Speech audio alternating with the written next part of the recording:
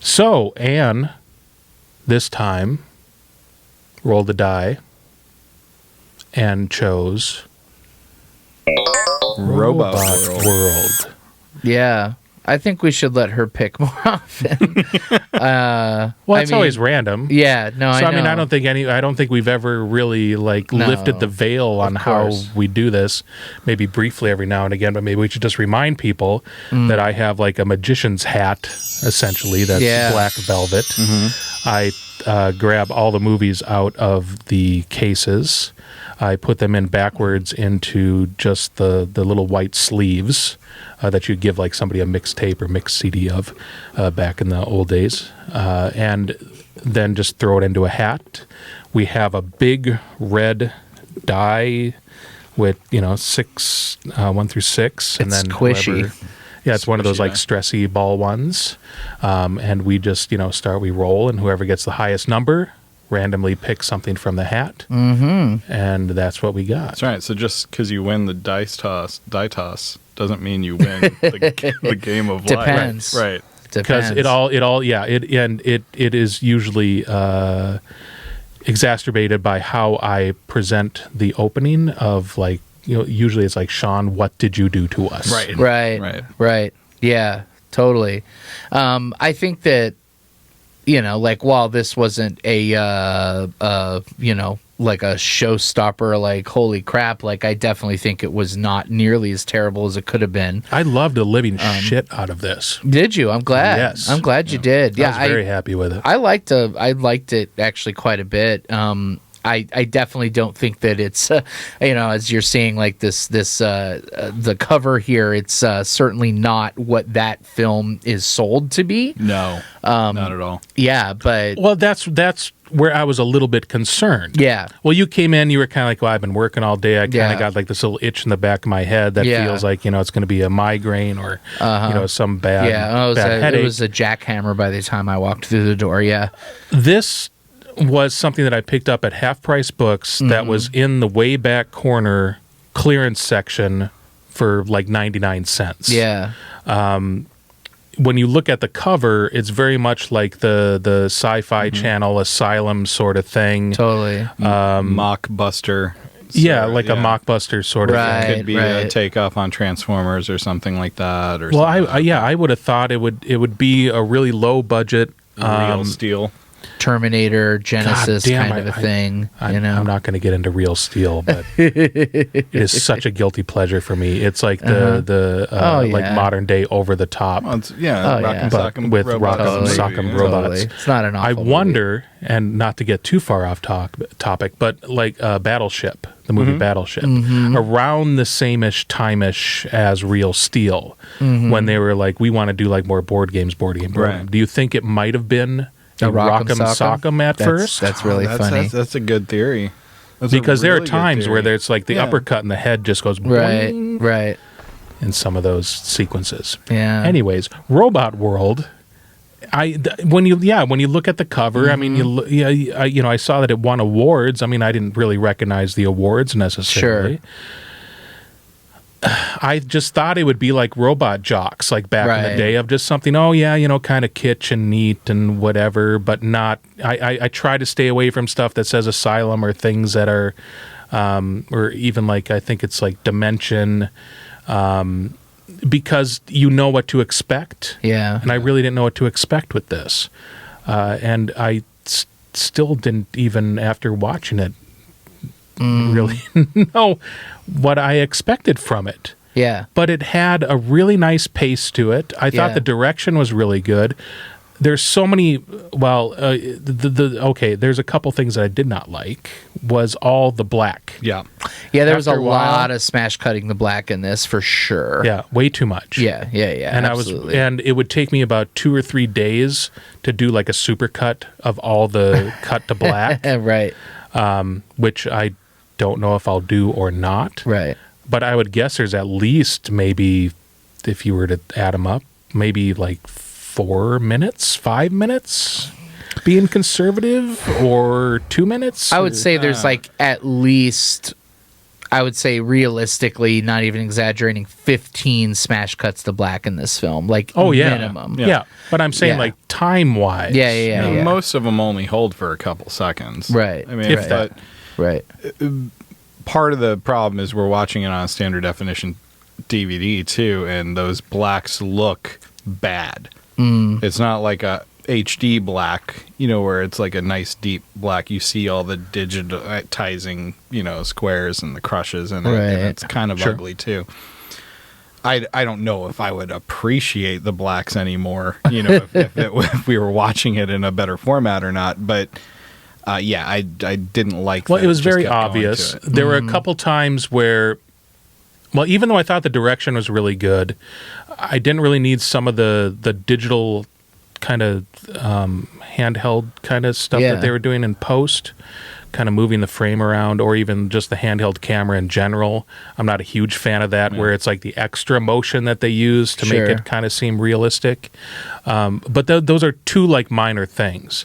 But there were a couple times where they did not go to the black screen, and instead they went to like a shot of like kind of down below, looking up at the trees and the sky, and then cut to where he was still walking to another place, and they did it again, whereas like sky. I mean, you can do it, mix it up. A little bit more arty to do it that way. Well, a little more, I guess, less obvious or like in your face. Yeah, the blacks are jarring. Yeah. I mean, it's just jarring. It's not like a normal transition at all. No. Right. Which there's probably a creative reason behind that. I almost think it was like a logistical thing. Basically. Right. I think it was more like we have a lot of CGI to work on, and this is an easy way to like kind of carve the film into pieces. It kind of felt like more of it was a logistical issue as far as I was seeing than a stylistic thing. Maybe that was that too, but yeah, it was definitely overused. But if he's walking from place to place and you're trying to establish time is what they were doing. Yeah. You could have easily had him start at one point. Yeah. And then do like a slow, like just crossover into the next scene. Right. And that would probably still work. But I can't get into. I mean, and I'm that's my total like nitpick of this. Sure. But beyond that, I loved the fact that I had, even at the end of the film, I still had questions. Yeah. I had no idea what was going on until like some things were revealed. I mean, we really lived in the shoes of the main astronaut character who was on this mission, right? And dealing with the situations as they were presented to him. Mm-hmm. And I appreciate that. Yeah, it's absolutely not the movie you think you're going to get looking at the cover. Totally, and I think that, I mean, especially as it's it's like one of my biggest pet peeves is how often people say boring, as if like to say something is boring is somehow a reasonable criticism, and that someone thinks that they're saying something intelligent by saying that it was boring, and it's like the most annoying thing in the world to me. And I mean, some things are genuinely boring, but more often than not, it's just it's not boring. You just have a terrible attention span. And I really I think a lot of people are going to be absolutely turned off by the pace of this film. Like, there's no question about it, but I was really all about the pace of it. Like, I really didn't mind at all. And in fact, interestingly enough, so much more than so many of these other like frantic and manic movies that we watch, where I'm like constantly looking at my watch going, oh my God, when is this thing going to freaking end? Like, this time I was like, as slow paced as it truly was, like I was like, oh, it's over already? Yeah. Like, it kind of like, I was very much surprised that this film ended when it did, because I was kind of along for the ride. And so yeah, I didn't mind the pace at all. I think the look of the film was really tremendous. Yes. I mean, especially on what must have been an absolute shoestring budget. Oh, yeah. I think what they were able to do with the CGI here, and with just the lens flares and the look of it. I mean, it looked, you could tell it was like a little lower budget, but it kind of looked like an episode of Black Mirror. That's really kind of the impression that I got. But also, like, and we brought it up, I think, we all kind of were getting like Moon vibes, and just this kind of obviously kind of low budget, but doing a lot with their budget. This just very kind of you know, again, like with the lens flares and everything, it had like this very distinctive style to it. But I was mostly impressed by the CGI. I mean, you know, these guys, they weren't actually building robots, but I really felt the computer generation in the robots was kind of flawless. Yes. Like I never once was like, oh, I see the seams, or oh, this is fake. It looked like damn robots running around. Yeah, there was very little. I mean, there was stuff that did look a little video gamey to me. I felt like, but most of it was like the stuff that works against the exteriors, like the dog walking by. There's a dog robot, by the way, walking by like trees and bushes and stuff like that should press underneath the weight of it. Right, it doesn't right. really. Sure. But other than that, I mean, again, that's something that we would heavily criticize in like a Marvel movie. Sure. That has a $100+ million budget at its disposal. This movie didn't have a fraction of that. Absolutely. And they did a great job with what they had. Crushed it. Yeah. I found myself questioning the CGI in this less than like Black Panther. Yeah. Genuinely. You know, like, because there's no excuse for it in Black Panther. And there is. Yeah. There's plenty of justification for it in a low budget movie. And I don't know any history about this or who made it or you know, really where it came from or the genesis of it, but I have a feeling that this was made by computer graphic designers. That would seem reasonable. Like this is their thing to like. There was another movie that was on Netflix, and it escapes my mind right now, but it was kind of the same thing where it was built and made by people that, you know, did computer graphics, and they did a fantastic job because they kept it simple, right, and just really focused on, well, not only just keeping it simple, but then not overusing their computer generated things. I mean, it was more understated because they kind of did this too. It reminded me of Alien, because in Alien, at the very beginning, you know, in this movie and in Alien, after the first, you know, crawl title screen, they had the text, and it was that was completely taken from Alien and Mother, when, you know, they're, you know, doing the text. And the way that this paced out too, they really understood like how to build tension and not to reveal too much, but just give you enough to where you are invested in the story. You don't know where this is going to go. You don't know who, you know, well, there was only one human in this. If, you know, if he's going to live, if he's going to find other humans, you know, what is the, you know, we had so many questions that we weren't asking each other as we were watching the film, which is fine, but we were all invested in the way of, we don't even want to communicate to each other about what's going on the screen. Which is a rarity. Yes. In our... because there are many times that I wanted to say, what the fuck is going on? But not in the way that we've said it before. Sure. Of like, what the fuck is this kind of thing. Shit? Yeah, totally. Right.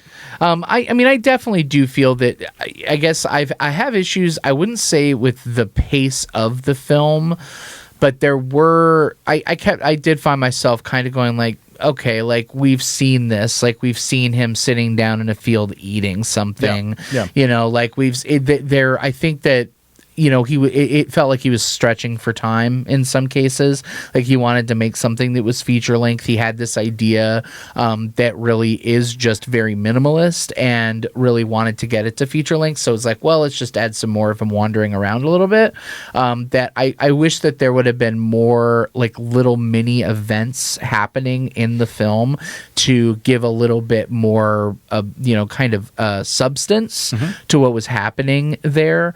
I think you could have done that. I think you could have like created little moments for him that wouldn't have just been so repetitive.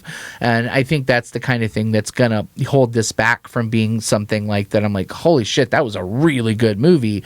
But it was, I would say it was better than expected, like far better than expected. You know, with a lot of the bullshit that we watch, like I was highly impressed with this thing.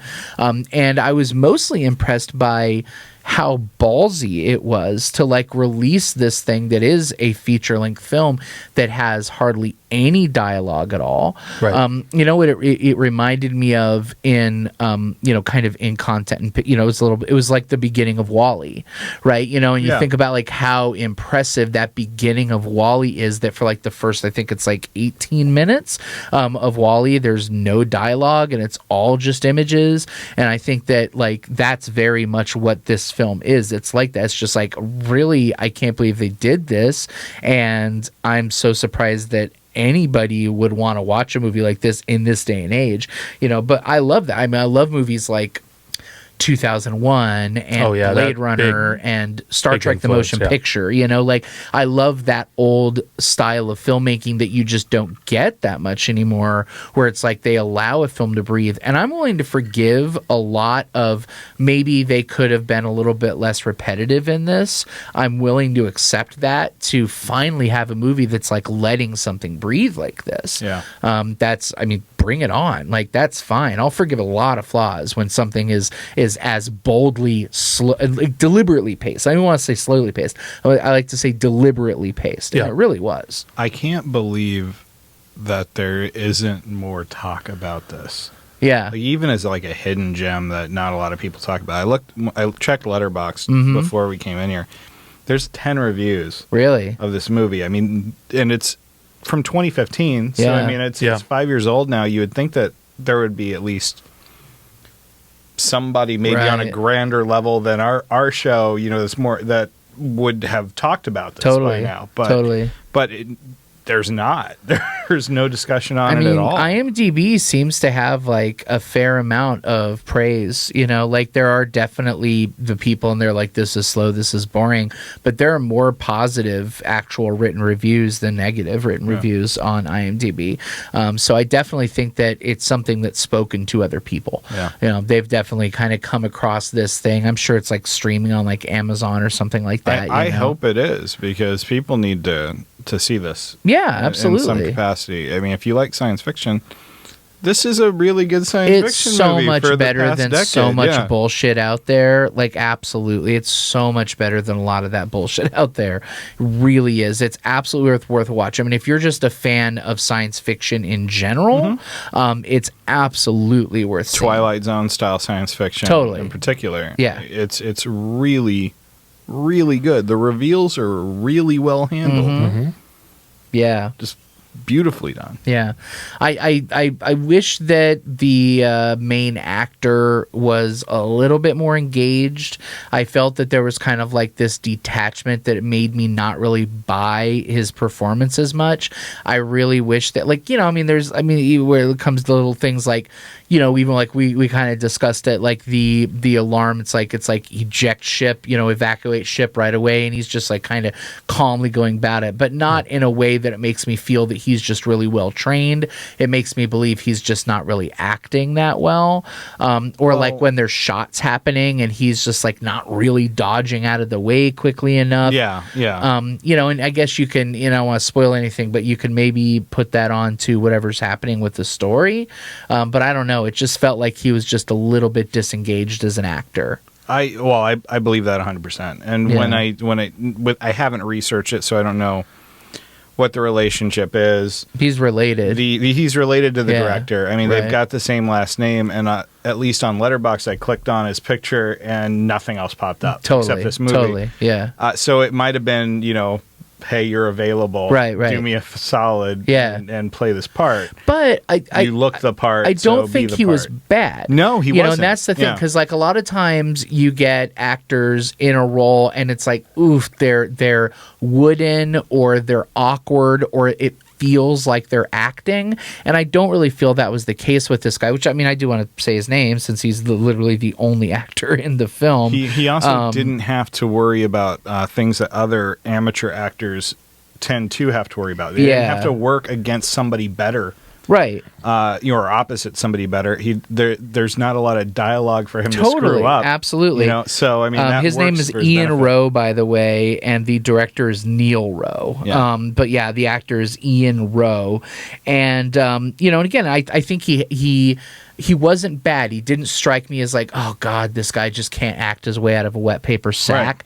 Right. It just felt like maybe I can even put this down to the director, which would make sense if he's like a VFX guy and he's not somebody who really knows how to work with humans that well. Like maybe he just didn't give him enough to work with. Ironic. Yeah, right. Yeah, totally. And so, but so again, I don't really blame him. I don't want to say like the guy was a bad actor. I just, it was because it was so on the cusp of something that was really, really great. I really wish it would have pushed itself that little bit further.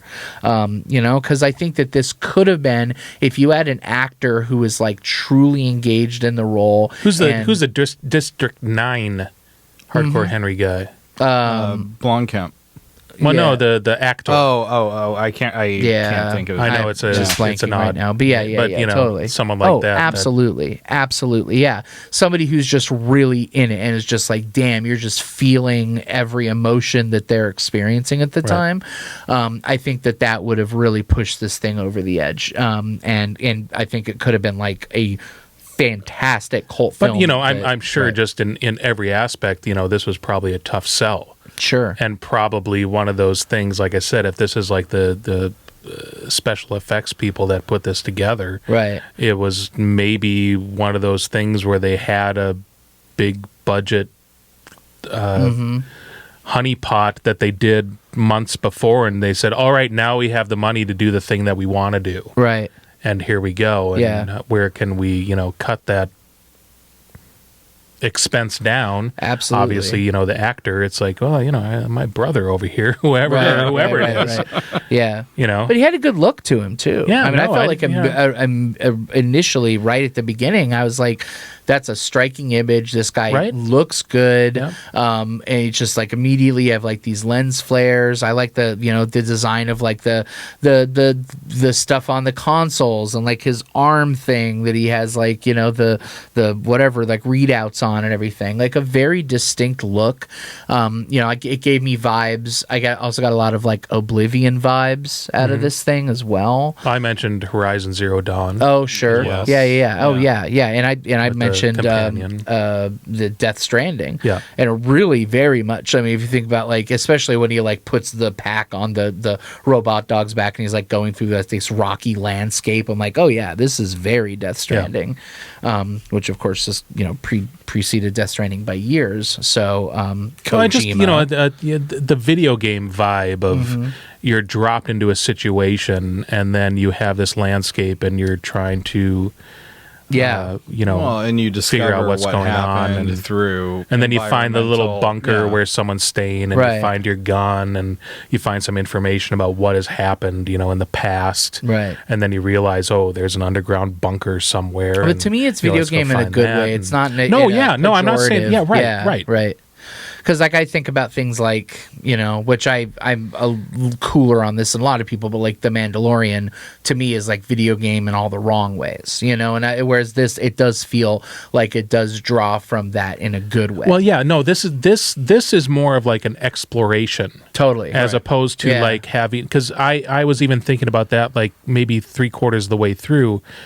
It's like a video game without the side quest. You're just going on the main quest to the very end. And then,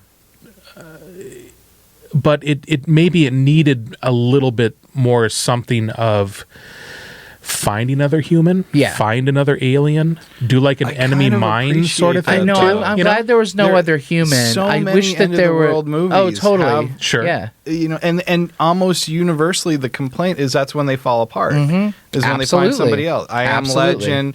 The original Omega Man. One of my favorite movies ever is The Quiet Earth. Yeah, and it's seriously. Still, why is it my favorite? Because of the first 2/3 of that movie. Yep. Once other people come into play, the magic kind of goes away. So I'm glad that they kind of held on to that. Totally, in this movie. Absolutely. Spoiler alert: there's no other people. Yeah, yeah. Oblivion, same way. Even though it's two people in that, but like when they're like we find all the people and everything like that. That again, I think is like kind of where Oblivion falls apart a little bit. And again, I really respect the commitment to quiet and to slow solitude that this film has, and it commits to it all the way to the very end. I wish there had just been a little bit more beats in there, whether it's finding out a little bit more of the mystery as you go, whether it's just like little interactions with the robots, but I love how like that mystery is like slowly doled out too, and like you do get it piece by piece, and I mean, I don't know, like I can already just in discussing it feel this is one of those movies that like I'm appreciating more in retrospect, and so it is definitely one that I would like to pick up. And it's like, there's this kind of like tier of like kind of really, really low budget movie. Like that's not like ultra, not like Suburban Sasquatch low budget, something like that, but this kind of tier. And I personally, I like this movie a lot more than movies like The Endless or like The Void, where it's like these are movies that have a very big cult following and people love them, and they're these kind of like really below the radar movies. I mean, not so much with The Void, but like the movies like The Endless, which I don't know if you guys have seen, but it's another one of these kind of like science fiction, like pretty low budget movies that people that love it just really love it. I personally like this a lot more than a movie like that. So I think that there are people out there that like those kind of super under the radar films that I think would be very, very happy if they check this out.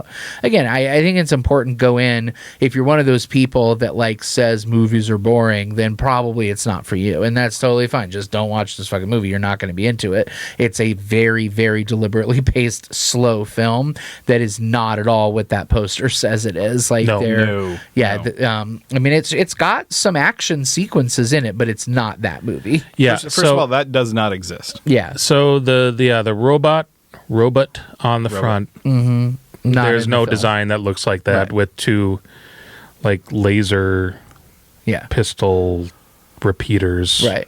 What about the back? Is the back but then like, pictures? I'm not even getting to the back yet because at the very bottom of Robot World it says "Built to Kill." Right. Yeah. Not necessarily.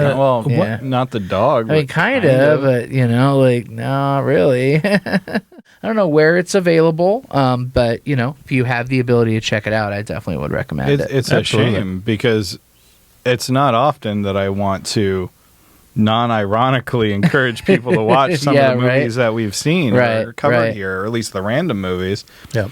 And this one I absolutely do. I want people to see this movie and for there to be more of a conversation around it. Absolutely. It definitely deserves to be seen. There's no question about it. Now I'm just curious if you can just like buy the Blu-ray, because it might be super cheap. Buy it at half price bucks for 99 cents. Right. Yeah, or whatever it was at that time. I don't know. Yeah, absolutely. So just Robot World does okay. Yeah, so you can get it for like $5.52. But actually, that looks like it's only the PAL version. So it doesn't even look like the US version is easily accessible. Wow, I scored. Yeah, you scored, man. Big time. Yeah, totally. Out of front. Robot World, good choice, Anne. Good, well done. Well done. Yeah, good roll of the dice. Definitely. And random pick. Bye.